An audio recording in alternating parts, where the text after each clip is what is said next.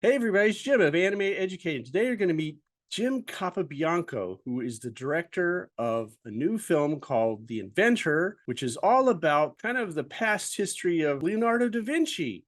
And this was started off as a Kickstarter campaign and became a feature film starring Stephen Fry and Daisy Ridley, who is a Jedi. I mean, how did he get a Jedi in his stop motion film?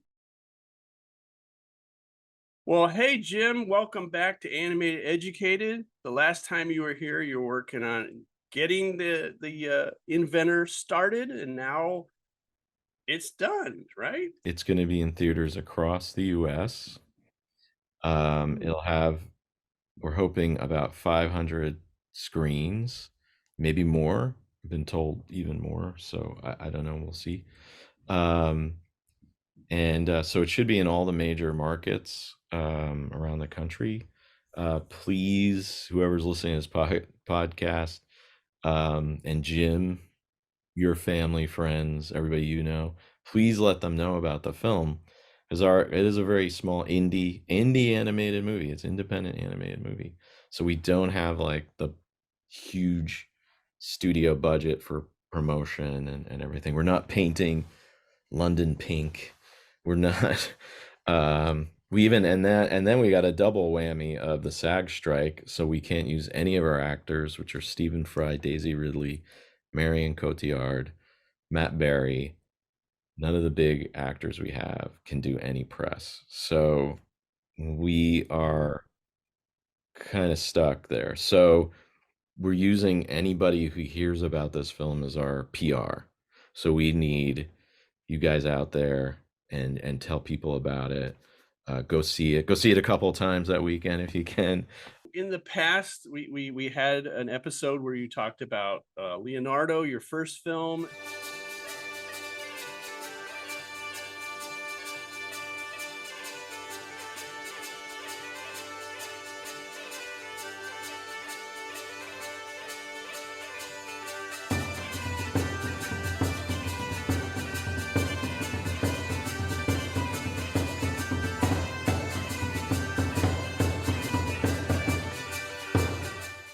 You came back and you started talking about the inventor, like, hey, I'm making this movie. And so what made you decide to create this feature film in the first place? I took the short around to festivals, and I got asked at one festival by this mom. She said, "Oh, we really loved the film.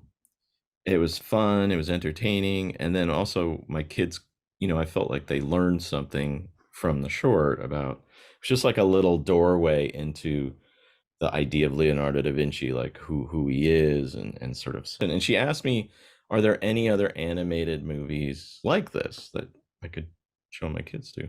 And I couldn't really think of anything, especially a feature. And then I thought, well, maybe I could make that.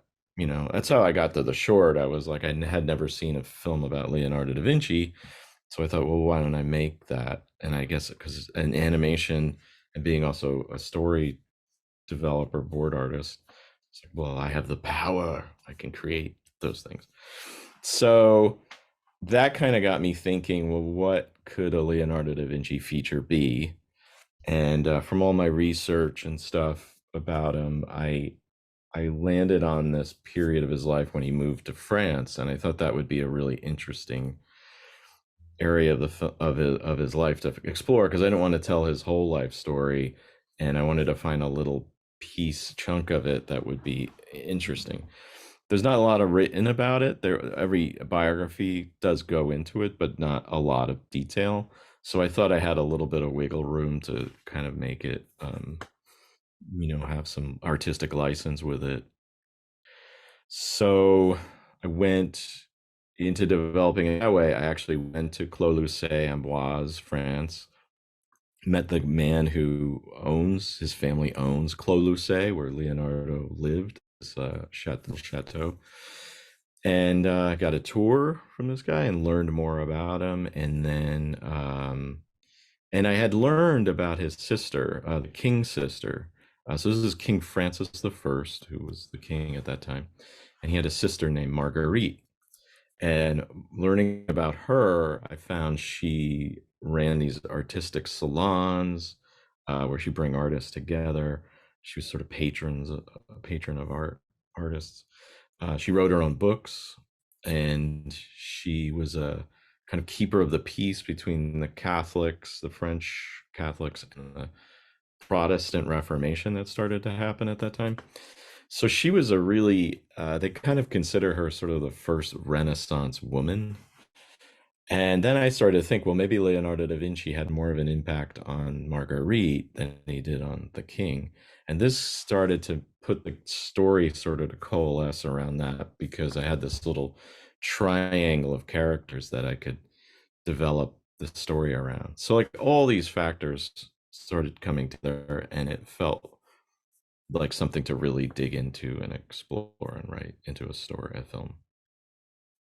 You have any production problems or anything that was like, I don't know, a light stand fell over and almost caught the place on fire, or any backstory, any like production stories that might have happened that might not have gotten this film made? I mean, I had never done stop motion before, so this a lot of people were like, well, why were you making this in stop motion? And so the reason I made it in stop motion was when I first started to develop the film, 2D animation was kind of on its like downward trajectory. Disney sold off its desks, and it seemed like everybody was just moving to CG, and except for Cartoon Saloon and like Miyazaki and stuff, there wasn't really much 2D happening.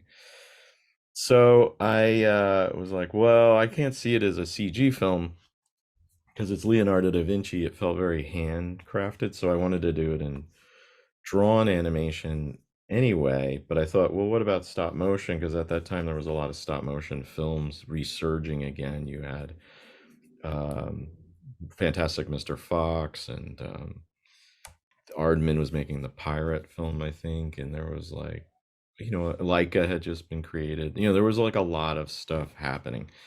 So I thought, well, I've always loved stop motion. I grew up on the Rankin and Bass holiday specials, and like Nightmare Before Christmas. Actually, I'm wearing my We Know Jack T-shirt, Yeah. which is a podcast by Cat Ocean, who was one of the line producer on Nightmare, but also our line producer on The Inventor. But I didn't know anything about stop motion, so I was like, well, how do I make a stop motion film? We made a little teaser, so I learned a little bit that way around 2016, right when I started with Mary Poppins Returns. And we made it here in the Bay Area, had Tim Hiddle animate it. We had a bunch of people from Nightmare Before Christmas work on it.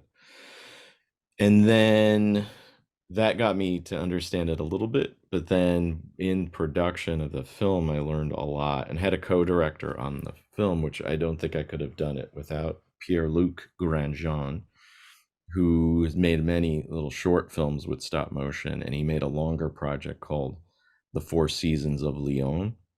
And that group of films, so there's four of them, obviously Four Seasons goes through the different seasons. I actually looked at as inspiration for The Inventor as I was developing it. And I never thought I'd meet Pierre-Luc or have him even be my co-director. So when I met Elanya Rose at Folioscope Studios, he said, I mentioned Pierre-Luc, and he said, oh, well, do you want to meet him? I said, yeah, sure. And he said, do you want him to be your co-director? And I was like, what? No way. Kidding me? So I met Pierre-Luc. Because I loved his films and they spoke to me, we just connected like we were two lost brothers. Like we really shared the same brain, all those cliches. It really was like perfect. And he's just amazing. And so he knew the stop motion world really well. So we were a great team because he would be able to get on set and we would both set up the shot, but I would be looking from a story point of view. He'd be looking for making sure that it's technically all set up and would work.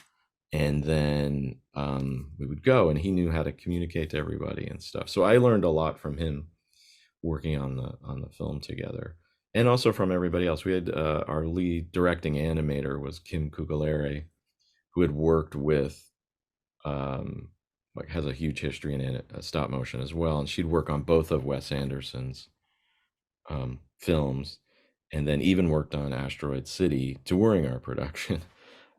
She animated the one little bit of animation in there. I don't want to give it away in case people haven't seen it yet, but she also had worked on Pinocchio too right before our production. So she had this huge history. She knew her stuff like backwards and forwards, and she brought on her whole team of animators who were all amazing. So the group around us, and I'm a big believer in not the auteur theory.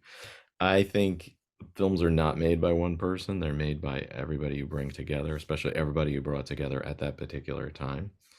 That's what the film is all going to be processed through these talents, and that will be the movie made. If you get a different group of people, it'll be a totally different movie. So um you know, being able to delegate to all these different people who knew more than I did on this aspect of it was amazing. I was able to keep the story and get the story I wanted to tell and the characterization I was looking for. And that's what I focused on, and everybody else focused on the actual get it done and make sure Jim got what he needed. So it worked perfectly that way. So for me, it was a big learning curve to learn about stop motion, its limitations, its kind of its things it does great, and and all that, and this magic, the magical world it creates, which is pretty cool. So COVID was sort of a big problem, and when we first got started, because this is when everything kind of coalesced together, it just became, um, it was a little hard to get it going a little bit. Everybody had to work remotely for a bit, and being stop motion, you have to kind of start designing and building things. But we were in the design phase, so people could work remotely, and I was still storyboarding and working with teams, so we were all remote. So we could do that, but it was a bit of a problem. Then during production, we had to shut down twice, to like each one a week because of COVID. Where we had to go down to a really small group. And half the production, everybody was masked and all that stuff. So I think that, I mean, but overall, the actual production itself, everything, once we got going, it went really smoothly. I mean, extremely smooth. And I've been on a lot of films, and I don't remember any film going as smooth as this film went, which is surprising because our budget was so tiny, and it was amazing. It really went great. We had such an amazing, talented group of people. So now I did notice in the trailer that you had some 2D animation. Was that done by Tom Moore or No, his so company? originally I was, in this 10 years or so of trying to get it developed, I've always been friends since the short with Tom Moore and Cartoon Saloon. So I thought, well, it'd be great to have these guys do the 2D. So we did talk to them about it. But they were so busy, especially at that time too, we were developing it. They were like towards like when things were really getting going, they were really busy with Wolfwalkers. So they didn't think they could handle it. So, but Tom was always keen on the film, so he offered to be like a consultant on it. So it's been kind of mixed up in the press of it that he co-directed or directed the 2D, which isn't true. He gets actually quite upset about that. Not upset. I mean, Tom, I've never actually seen him upset, but he just gets like, please don't do that. But he's listed in the film as a consultant, and he helped just sort of like give his 2 cents and give like some input to the 2D team. So the 2D was all done at Folioscope, where we also did the stop motion in France. It's kind of southish of France, and just south of Lyon. And so they could do stop motion, and they did 2D. So it was perfect because we had everything in house there, and the stop motion was led by Hefong Wei. A lot of people might not know her, but she does have like some amazing films she's done, and she's somewhat known in the French animation world, like pretty well. And then also Francois Marc Baillet. He was kind of her assistant director, and eventually she went on maternity leave during the production, and he took over. So it was a great group. Everybody being in house to it made it really efficient.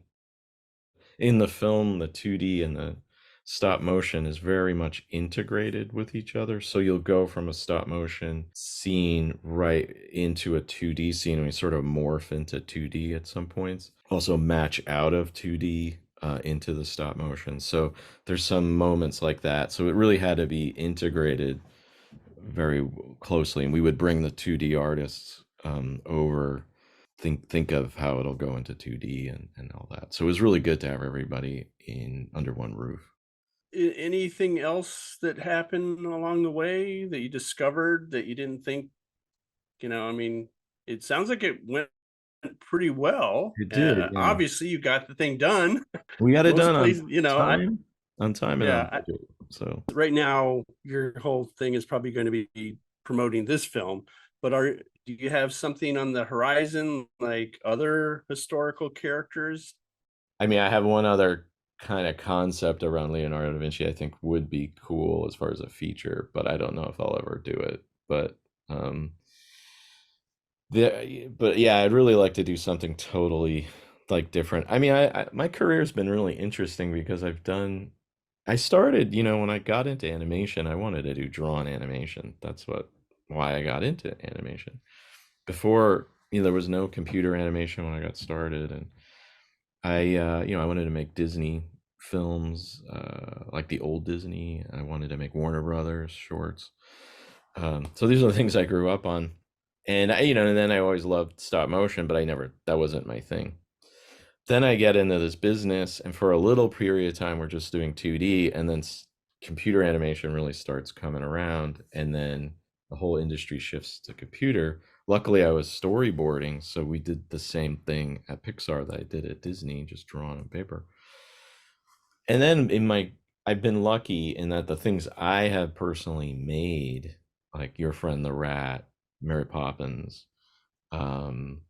even I did a piece called Philharmonia Fantastique, and now this, have all been handcrafted 2D or now stop motion mixed with 2D films, and I've been able to do the films I went into making. I wanted to do, that techniques I wanted to go into for my career. So it's been very lucky that way. So I think the next thing I do, hopefully, will continue this trajectory of doing something different with animation. I love mixing them up, the different styles, the different techniques, I mean, and styles. It's fun. So I feel like I was ahead of the curve of what Spider-Verse is doing. Not to take anything away from that film, but which I can't. But I was always sort of trying to mix it up, and I like that. It's fun. So that's how it happened. Well, there you have it. I hope you enjoyed that episode about the inventor and Jim Capobianco. Please support his film by going to see it in a theater near you. Tell your friends, spread the word, and support independent animation. Also, if you'd like to watch a live streaming event called Animating Stuff, I'll be doing that. You can check the up there at the community tab and see when the next Animating Stuff event is happening, and you can join me online and watch me animate stuff. It's pretty exciting, especially if you're suffering from insomnia and you just haven't been able to get any sleep. Definitely tune into that. You should probably be out in about, I don't know, 5 minutes or so, guaranteed. But anyway, otherwise, you might enjoy it.